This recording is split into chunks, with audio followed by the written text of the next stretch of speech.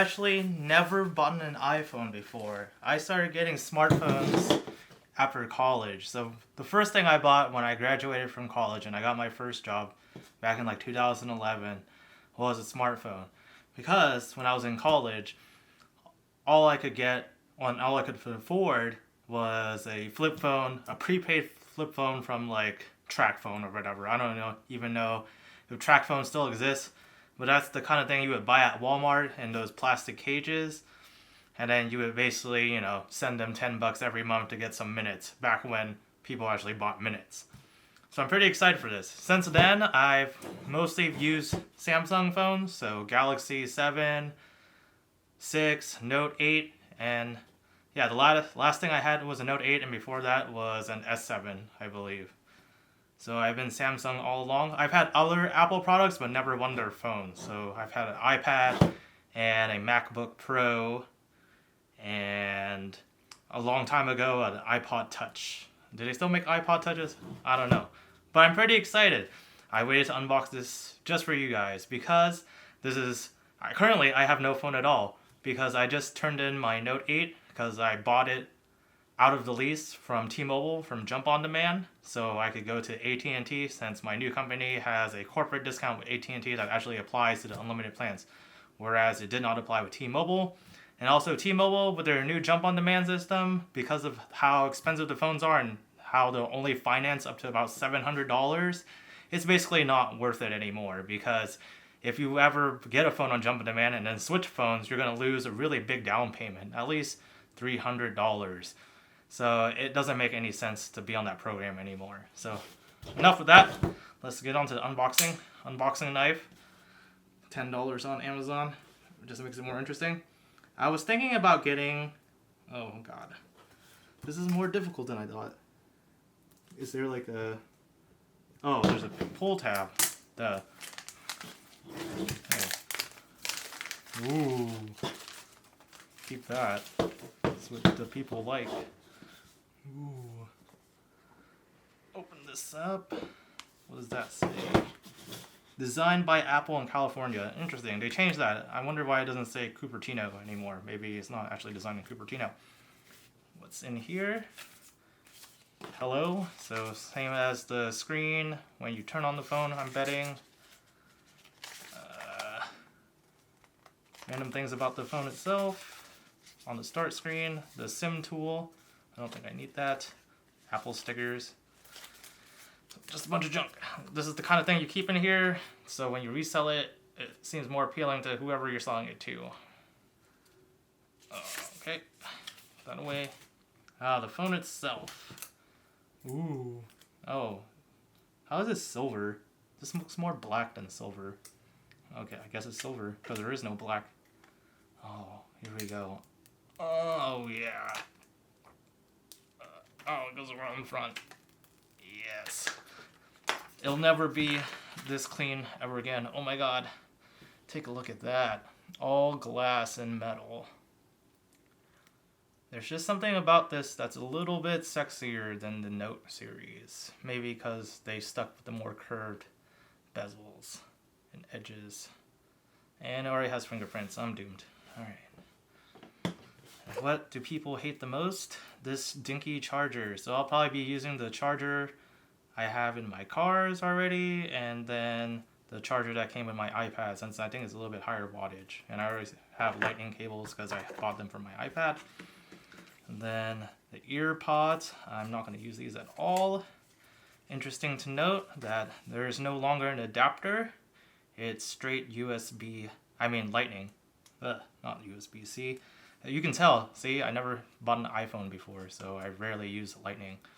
Okay, so it goes straight to lightning, no more adapter. That's okay, I use Bluetooth headphones. So I'm already with Apple on that one, wireless feature. And then your charging cable. Now, I don't like to use these white charging cables because they yellow over time. Like in my old MacBook, the power cable became super tan and nasty looking near the connector for some reason. Even ones that I bought only 5 months old, it started to yellow, so I'm not going to do that anymore. Is there anything else in here? Nope. That's it. So the first thing I noticed when I started using the new iPhone is that Apple Maps still sucks, and they made it worse because now I can't change the routing not easily to Google Maps. So notice I'm at home right now. I know you can see the address. I don't really care. But see how it says this is home? So you just look at the street and look at where I am. I'm literally sitting in my house.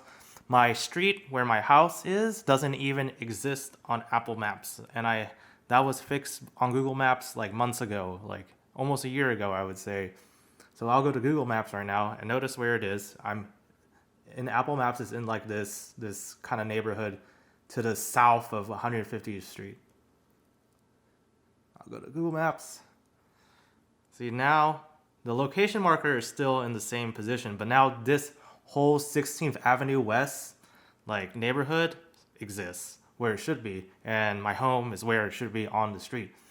So when I was on Android, I could say, Google, okay, Google, navigate home, and it would bring me to the right place. Now, if I were to use Apple Maps, it would bring me to the wrong place, or it would be close, but the address still wouldn't be right.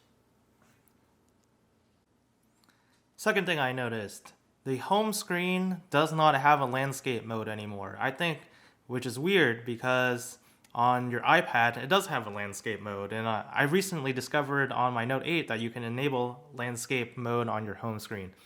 Why is this a good feature in my opinion? Because if I'm using the phone to watch like a movie or like I'm at the gym, I put it on the treadmill in landscape mode because I'll watch a YouTube video or put it in my car to use the navigator. When I need to go back to the menu screen, it's gonna be like this, rotated, and it's harder to use this way. And I don't really understand why it doesn't have a landscape mode, why they disabled that from the previous versions of iOS apparently. So that's annoying.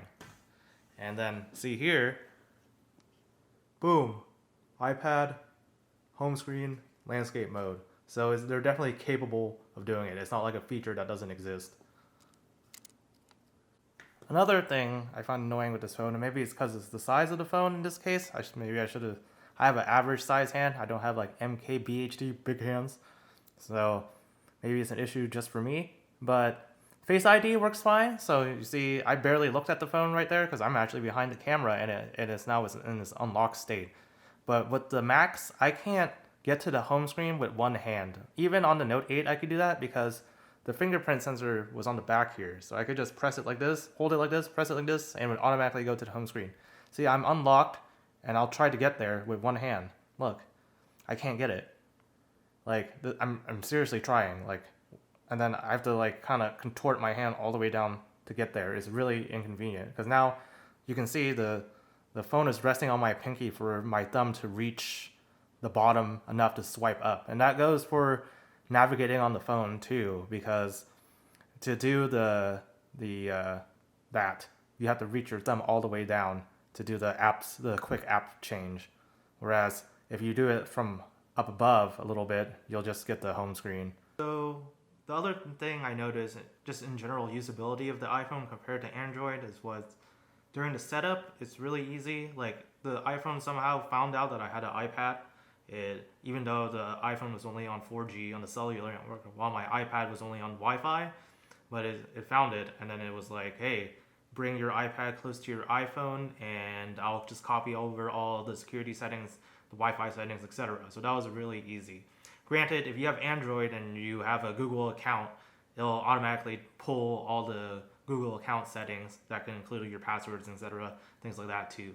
So basically, both Android and Apple are pretty easy to set up a new device if you're already in the ecosystem. If you're not already in the ecosystem, it might not be as friendly, but it's probably okay.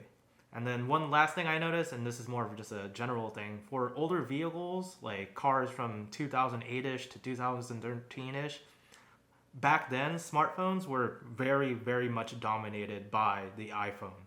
So a lot of the Bluetooth interfaces, a lot of the USB interfaces were made just with the iPhone and the iPod in mind. So I found out when I connected to my truck's interface, which is a car from 2011, it just worked a lot more smooth and a lot more reliably than using my Android phone.